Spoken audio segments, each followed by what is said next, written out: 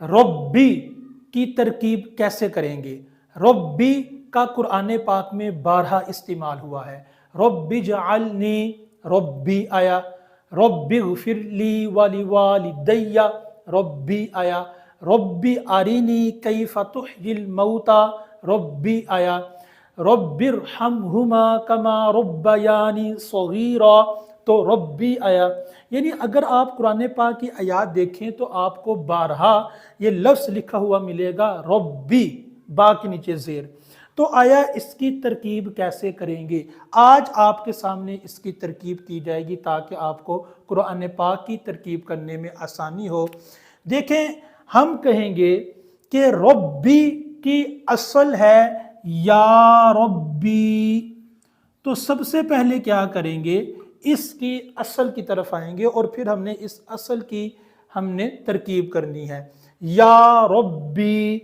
तो अब हम कहेंगे कि या हरफे निदा, आपको पता है या हरफे निदा है, और या हरफे निदा अदउ फेल के कायम मकाम होता है। तो हम कहेंगे या जो हरफे निदा है ये अदउ फेल के कायम मकाम है। अदउ जो कि आपको लिखा हुआ नजर आ रहा है, ये वाला अदउ।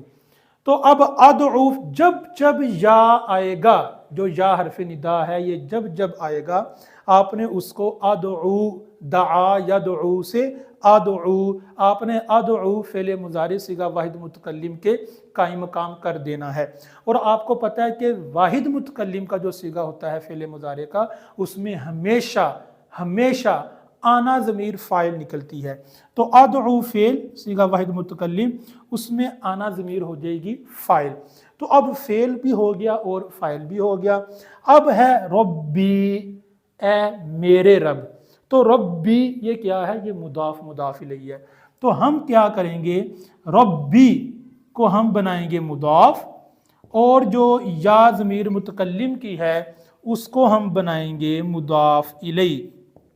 ठीक है, और ये मुदाफ अपने मुदाफ इलैहि से मिलकर मुरक्कब इजाफी होकर क्या बनेगा, या हरफ निदा है, हरफ निदा के बाद मुनादा आता है, या हरफ निदा है, रब्बी मुनादा है। लेकिन जिस तरह या हरफ निदा कायम मकाम अदउ फेल की है, इसी तरह जो रब्बी है, जो मुनादा है, ये भी कायम मकाम मफ़ऊल बिही होता है।